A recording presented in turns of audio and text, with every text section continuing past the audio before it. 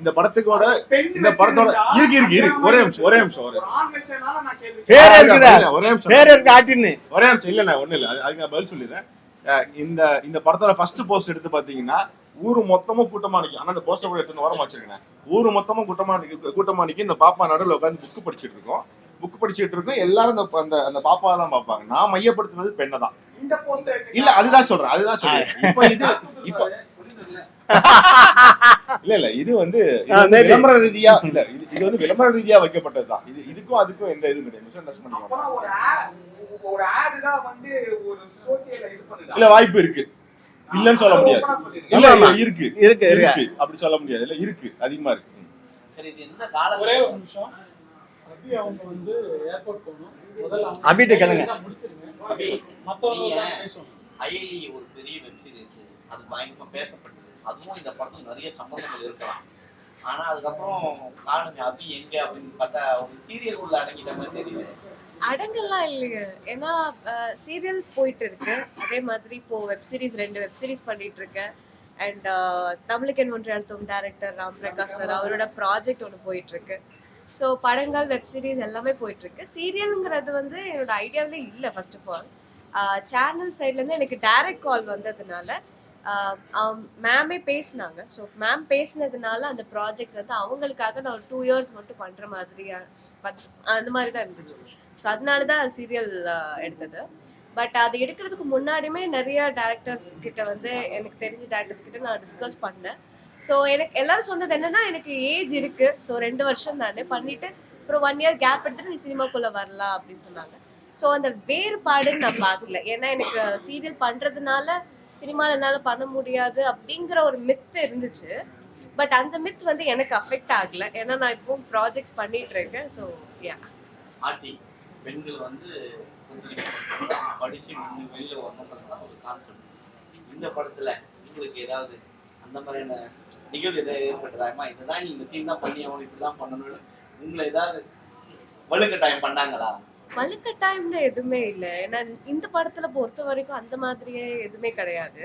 இது full and full ஒரு பிரேவான, ஒரு போல்டான, ஒரு முற்போக்கு சிந்தனை உள்ள ஒரு பொண்ணு தான். ஸோ அந்த கிராமத்துல இருக்கிற ஒரு முற்போக்கு சிந்தனை உள்ள ஒரு பொண்ணு. எஜுகேஷனோட இம்பார்ட்டன்ட் அண்ட் அவளுக்கு இருக்கிற தைரியம், அந்த கதையோட ஒட்டி அந்த தைரியமான பொண்ணு எப்படி டிராவல் ஆகுறா அப்படிங்கறதா அந்த கதையில அந்த கேரக்டர் மூவ் ஆகும்.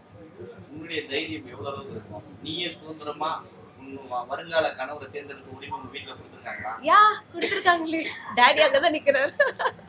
அதுல கொடுத்துருக்காங்க. Love marriage confirm? அது எப்படி லவ் மேரேஜ் மட்டும் கன்ஃபார்ம்? அப்படிலாம் இல்ல. எனிதிங் பேரண்ட்ஸோட சப்போர்ட்டோட எல்லாமே. இந்த 2025 காலகட்டத்துல பெண்கள் வந்து அடிமைப்படுத்தப்படுகிறார்களா? இல்ல, அடிமைப்படுத்தப்படுறாங்கன்னு இல்லை. பட் சில இடங்கள்ல கண்ட்ரோல் பண்ணப்படுறாங்க அப்படின்னு சொல்லலாம். சம் கேர்ள்ஸ், சம் ஃபேமிலிஸ்லயும் சரி, சம் பேரண்ட்ஸும் சரி, அவங்க பயத்தினால அவங்க குழந்தைங்கள்லாம் கண்ட்ரோல்ல வச்சுக்கிறாங்க அப்படின்னு சொல்லலாம். பட் அந்த சில கேர்ள்ஸ் எல்லாமே அந்த கண்ட்ரோலையும் மீறி இல்லை இப்படி கிடையாது, வெளியே ஒரு உலகம் இருக்கு, இந்த மாதிரிலாம் நிறைய வாய்ப்புகள் இருக்கு அப்படின்னு பேரண்ட்ஸுக்கு புரிய வச்சு நிறைய பேர் வெளியே சாதிச்சவங்களும் நிறைய பேர் இருக்காங்க. சோ ரெண்டுமே இருக்கு. ஆனா யாரும் இப்போ அடிமையா யாரும் இல்ல அப்படிங்கிறது. இப்ப அதிக அளவுல வந்து பெண்களும் வந்து ஆண்கள் கூட சேர்ந்து ட்ரக்ஸ் யூஸ் பண்றதெல்லாம் இருக்கு. சரி, அதை நீங்க எப்படி பாக்குறீங்க? குடிக்கிறாங்க, சொல்றாங்க, பப்புக்கு போறாங்க. இப்ப அதெல்லாம் வந்து நல்லா வேல்யூபிளா, ஒர்த்தபிளா? இல்ல வேல்யூபிள் ஒர்த்தபிள் இல்லைன்னா அது அவங்களுக்கு அதுக்கு என்னத்துக்கு ஓகேவா? இது எல்லாமே அவங்களோட தனிப்பட்ட விருப்பம் தான். ஏன்னா இப்போ ஆண்கள் எல்லாமே பண்ணிட்டு இருந்தாங்க, இப்போ வந்து பெண்கள் எல்லாரும் வெளியே வராங்க. வந்தவங்களும் சில பேர் வந்து அது மாதிரி பண்ணிட்டு இருக்காங்க. அது எல்லாமே அவங்களோட தனிப்பட்ட விருப்பம்னு சொல்லலாம். அவங்களோட நாலேஜ், அவங்களோட சர்க்கிள், அவங்களோட பழக்க வழக்கம், இதெல்லாமே தான் அவங்களோட தாட் டிசைன் பண்ணுது. அதை தாண்டி அவங்க வந்து நல்லா யோசிச்சு வெளியே வேர்ல்டு பார்த்து நிறைய நாலேஜ் உள்ள அப்படி இருந்திருந்தாங்கன்னா மேபி அவங்க ரூட் வேற விதமா ரூட்டை வந்து தேர்ந்தெடுத்திருக்கலாம். பட் இதெல்லாமே அவங்களோட தனிப்பட்ட விருப்பம் தான். அவங்க கிட்ட போய் நம்ம வந்து எக்ஸ்பிளைன் பண்ண முடியாது, அவங்கள போய் நம்மளை புடிச்சு வச்சுக்க முடியாது. நம்ம வேலை அது கிடையாது. ஸோ அவங்க லைஃப், அவங்கவுங்க பார்ட் அவங்கவுங்க தான் தேர்ந்தெடுக்கணும்னு நினைக்கிறேன். ப்ரொடியூசருக்கும் ரொம்ப காமனா ஒரு தலைவர் இருக்காரு. அந்த தலைவர் இந்த படத்துல நாம் கொஞ்சம் வச்சிருக்காரா? நாங்க தலைவர் ஆயிட்டு ஒரே தலைவர், நீங்க எங்களுக்கு தலைவர் ஒரே தலைவர் ஒருத்தர் தான், பிரபாகரன் தான். தலைவர் ஒருத்தர் தான் பிரபாகரன் தான். நீங்க அதுக்காக குழப்பி கேட்டான். அண்ணன் ஆமா அண்ணன் இருக்கலாம், தம்பி இருக்கலாம், அண்ணன் தம்பி இருக்கலாம். இல்ல இல்ல இல்ல இதுல இல்ல இதுல இல்ல இதுல இல்ல இதுல இல்ல இருக்காங்கன்னு சொல்லி ஆதங்கப்பட்டீங்க. அது ஆமா அண்ணன் இந்த படத்துக்கு இல்ல. ஐயோ நீங்க முதல்ல அதை தெளிவுபடுத்திங்கய்யா. இந்த படத்துக்கு யூஏ. ஆமா ஆமா ஆமா இந்த படத்துக்கு யூஏ. நான் சொன்னது பரமசன் பாத்திமாக்கு கண்டென்ட் காட்டி கொடுத்த படம் அப்படின்னு சொன்னேன். பொலிட்டிக்கல் பத்தி கேட்கலாமா? இதுக்கு மறுபடியும் சினிமா பத்தி கேளுங்க. அப்ப நான் வேற ஏதாவது கேட்கறதா. இந்த சென்சார் போர்டை பத்தி சொல்லுங்க சார். போன வருஷமும் ஒரு ப்ராப்ளம் வந்துச்சு, இந்த வருஷமும் ஒரு சில விஷயங்கள் அங்க இருக்குன்னு சொன்னாங்க. என்ன இருக்குன்னு கேளுங்க. நீங்க ஓப்பனா கேளுங்களேன் பத்திரிகையாளர். இல்ல உள்ள அரசியல்வாதிகள் பிஜேபி அல்ல பிஜேபியோட நீங்க சொன்னீங்கன்னா என் படத்தை விட்டுருக்கணும். பரமசன் பாத்திமா படத்தை, என் படத்தை தான் ஏ சர்டிஃபிகேட் கண்டென்ட் கொடுத்தாங்க. அவங்க என்ன என் படத்துக்கு தான் கொடுத்தாங்க. அது எல்லாருமே சொன்னாங்க அது வந்து அது ஒரு பிஜேபி சார்ந்த படம், அப்படி இந்துத்துவ படம் அப்படின்னு. ஆனா எனக்கு படத்தை என்னை வீழ்த்துறது அந்த சென்சார் படம் தான். அப்புறம் நான் எங்க இருந்தாங்க பிஜேபிங்கிறது, அதாவது இயலாத சென்சார்ல அரசியல் அந்த அதிகாரி இருக்காருல்ல, ஐஏஎஸ் ஆபீசரு, அவர் இருக்கிற வரைக்கும் அந்த அவங்க அதாவது எல்லா இடத்துலயுமே ஒரு அரசியல், நீங்க மனுஷனுக்குள்ள நமக்குள்ள அரசியல் இருக்கும், எல்லாத்துக்கும் இருக்கும், நமக்குள்ள எல்லாருமான அங்க ஆள் இருக்கிறாங்க. ஆனா அது ஒரு சட்டப்படி அவங்கள ஒரு வரம்பரை வச்சிருக்காங்க சென்சார் புக்ல. அந்த அது மீறி எடுக்கும்போது அவங்க இந்த சர்டிபிகேட் கொடுத்துட்றாங்க. அப்ப நான் இது இப்ப நம்ம நார்த் இந்தியாவுக்கு போனா அங்க கிடைச்சிருக்குமான்னு தெரியல. எனக்கு நம்ம ஊர்ல உடைய அரசியலுக்கு தகுந்த மாதிரி அந்த சென்சார் போட்டு இயங்குதான்னு எனக்கு தெரியல. சென்சார் போர்டுகிட்ட ஒண்ணு கேட்கலாம்ல நீங்க. ஏன்னா படம் வெளிய வரும்போது கூலி அதெல்லாம் பாத்தீங்கன்னா 16+ அந்த மாதிரி போட்டாங்க. ஆனா அதே ஓடிட்ல இருக்கிறாங்க. அப்ப பசங்க வீட்ல இருப்பாங்கல்ல, அவன் பாப்பாங்கல்ல. அப்ப நீங்க நல்ல கேள்விதான். சென்சார் போர்டுல நீங்க கேட்கலாம்ல. இல்ல அது எங்க தியேட்டருக்கு தான் வரக்கூடாது அவங்க. ஆமா அது சென்சார் போர்டு ஓடிடி விக்கும்போது குழந்தைக்கு கண்ணு மூடி தான் இருப்பாங்க. இல்ல கரெக்டா நல்ல கேள்வி. ஆனா அது அவங்ககிட்ட நீங்க சொல்றத அவங்களாட்டே சொல்றது என்னன்னா, அது அங்க போய் எங்களுடைய வரைமுறை தியேட்டருக்கு தான். அதுக்கப்புறம் அது அங்க போச்சுன்னா அது சட்டம் தனியா ஏற்றுனா அதை நாங்க ஃபாலோ பண்ணணும்னு சொல்றாங்க. இப்போ இந்த ஓடிடியில வந்து ரெண்டா பிரிச்சுட்டாங்க. முன்னாடி தான் அப்படி இருந்தது. இப்போ ஓடிடில இருந்து கிட்ஸுக்கு தனியா, அந்த அடல்ட் கண்ணன் தனியா அந்த சேனல்ல லிஸ்ட் கொடுத்துட்டான். இப்போ நீங்க முன்னாடி மாதிரி கிடையாது. முன்னாடி அமேசானுக்கு உள்ள போனா உங்களுக்கு என்னென்ன இருக்கோ அந்த இது ஃபுல்லா வந்துடும். இப்போ எப்படின்னா உள்ள நீங்க அமேசான், நெட்ஃபிளிக்ஸ் உள்ள போகும்போது கிட்ஸ் அண்ட் அடல்ட் 2 செக்ஷன் தனியாவே காமிச்சிடும். ஸோ நம்ம பாஸ்வேர்ட் போட்டு ப்ரொடெக்ட் பண்ணி கிட்ஸ் அதை வந்து ப்ரொடெக்ட் பண்ணலாம்.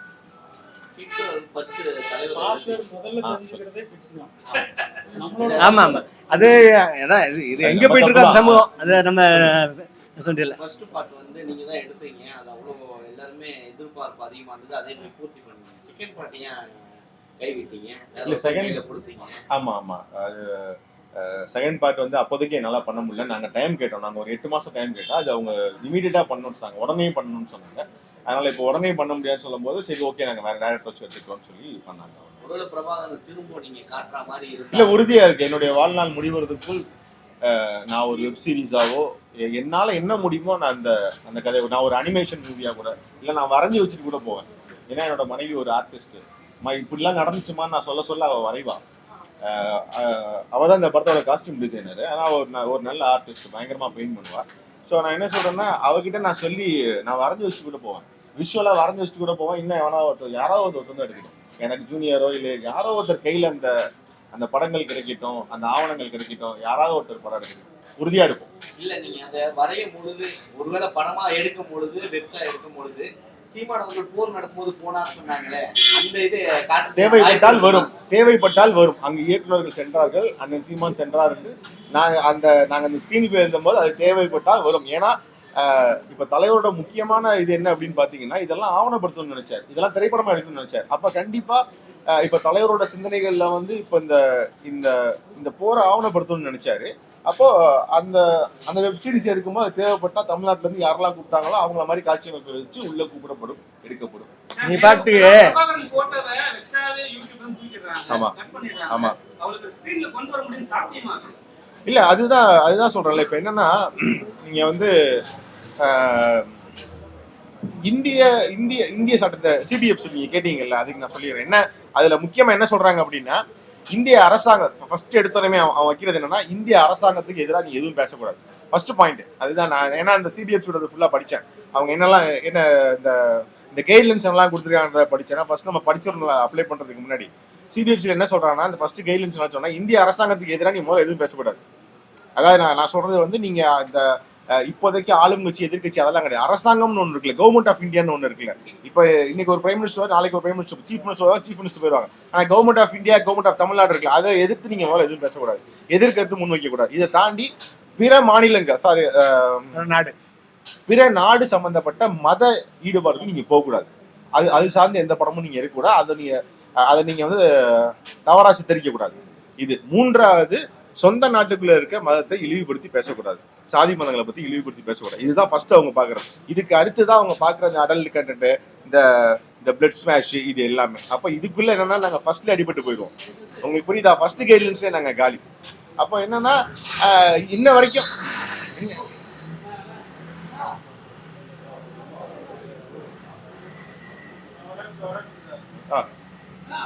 அப்ப அந்த ஃபர்ஸ்ட் கைட்லைன்ஸ்லயே நாங்க காலி. என்னன்னா இப்போ இன்ன வரைக்கும் இந்தியாவில் வந்து இப்ப தலைவர் அவங்களால உள்ள ஏத்துக்க முடியாது. ஏன்னா அவங்க சொல்லியிருக்க விஷயம் எல்டிடி அப்படிங்கிறது இது ஒரு டெரரிஸ்ட் அமைப்புன்னா இன்ன வரைக்கும் சொல்றாங்க கவர்மெண்ட் ஆஃப் இந்தியா. ஒருவேளை எனக்கு வாய்ப்பு கிடைச்சு நான் எடுக்க முடிஞ்சா நான் வேற எந்த நாட்டுல போயாவது நான் எடுப்பேன். எடுத்து நான் அதை படமா வச்சுட்டு போவேன். பண்ண முடியாது, எடுத்து வச்சுட்டு போவேன். பின்னாடி வரக்கூடிய பசங்களை அதை வந்து பார்க்கணும், உறுதியா பார்க்கணும். அதுதான் என்னுடைய அடுத்த படம். இந்த சல்லியர்கள் இன்னும் ஒரு 2 மாசத்துல ரிலீஸ் ஆக போகுது. அதுவும் அந்த காலத்தை பத்தின படம் தான். அதுக்கு நான் சென்சார் போர்டு வாங்கி வச்சிருக்கேன், சென்சார் போர்டு சர்டிபிகேட் வாங்கி வச்சிருக்கேன். எப்படி வாங்கி வச்சிருக்கேன்னா, நாங்க வந்து நேரடி பெயர்களை சொல்ல முடியாது, இதுதான் அப்படின்னு நம்ம சொல்ல முடியாது. ஆனா நீங்க வந்து மறைமுகமா நீங்க சொல்லலாம். இப்ப எங்க தலைவருக்கு நான் சமரன் வச்சு படம் எடுக்க முடியும். உங்களுக்கு புரியுதா? நான் பிரபாகரன் தான் சொல்ல முடியாது. இப்ப நாங்க தலைவர் பேரை சமரன் வச்சு நான் ஒரு படம் எடுக்க முடியும். வெப் சீரிஸே எடுக்கலாம். எல்லா கேரக்டரும் நான் உள்ள கொண்டு வர முடியும். நான் கிட்டனாவை கொண்டு வர முடியும். யாரை வேணாலும் அதை நான் ஓப்பனாகவும் சொல்ல முடியும். சென்சார் போர்டு என்ன சொல்றாங்கன்னா, நீ என்ன வேணாலும் பேசிக்க, நான் இவங்களதான் காட்டுறேன்னு நீ போய் பிரஸ்ல சொல்லி என்ன வேணாலும் பேசிக்க, ஆனா படத்துல பேர் வரக்கூடாது.